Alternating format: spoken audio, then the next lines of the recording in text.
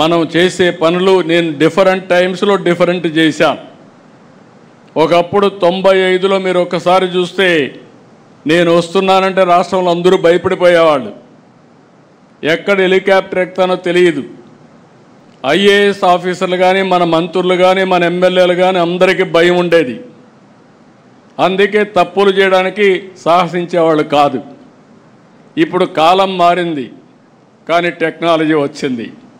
మీకు పదే పదే సమాచారం తీసుకొని చెప్పకపోతే మీరు వినకపోతే మీరే కాదు అధికార యంత్రాంగం కూడా ఏ విధంగా ప్రజాహితం కోసం పనులు చేయాలనో అవి మాత్రం తప్పవని మరొక్కసారి తెలియజేస్తున్నా. నిన్నే స్టార్ట్ చేశాను. ఇప్పటికే 4 ఎమ్మెల్యేలు పిలిపించి మాట్లాడాను. 1-to-1 మాట్లాడుతున్నా. అవసరమైతే ప్రతిరోజు 1 గంట పెట్టుకుంటా. ఒక 4 మీతో మాట్లాడతా. నిర్మోహమాటంగా మీకు చెప్తా.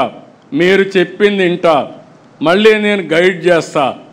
మారితే శుభం, మారకపోతే మనం ఏ విధంగా ముందుకు పోవాల్సిన అవసరం ఉంది. ఈ విషయం కూడా నేను చాలా స్పష్టంగా ఉన్నా. మొహమాటం లేదు, ఎవరి విషయంలో మొహమాటం లేదు. నా విషయంలో కూడా చెప్తున్నా. నా కార్యకర్తలు ఎక్కడ నా కాన్స్టిట్యూన్సీ తప్పులు చేసినా వాళ్ళని పక్కన పెట్టడం తప్ప చెప్పిన తర్వాత మార్చుకునే విధానంతోనే ముందుకు పోతామని చెప్పి కూడా నేను మీకు తెలియజేస్తున్నా. ఇంకొక పక్క నేను ఎప్పుడూ మాట్లాడుతున్నా పాజిటివ్ పాలిటిక్స్, క్లీన్ పాలిటిక్స్.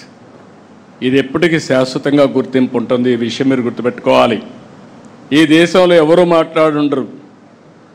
2000 రూపాయలు రద్దు చేయాలని ఆ రోజు చెప్పా. 1000 రూపాయలు రద్దు చేయాలని ఆ రోజు చెప్పా.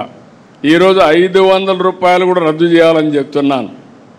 ఎవరి దగ్గర డబ్బులుంటే సేవా కార్యక్రమాలు చేసి మంచి పేరు తెచ్చుకోండి, కానీ ఎన్నికల్లో ఓట్లు కొనడం అనేది చాలా బాధాకరం. 5 సంవత్సరాలు పనులు చేసి 4000 రూపాయలు నెలకు పింఛనిచ్చి, 6000 రూపాయలు పింఛనిచ్చి, 10,000 రూపాయలు పింఛనిచ్చి, 15,000 ఇచ్చి ఊరూరుకు రోడ్డు వేసి ఎలక్షన్లు వస్తే మళ్ళీ డబ్బులు ఇవ్వాలి అనే ఆలోచన రావడం చాలా బాధాకరం. దీని నుంచి మార్చాలి, రిఫార్మ్స్ కూడా రావాలి. అదే సమయంలో పదే చర్చ కూడా జరగాల్సిన అవసరం ఉంది.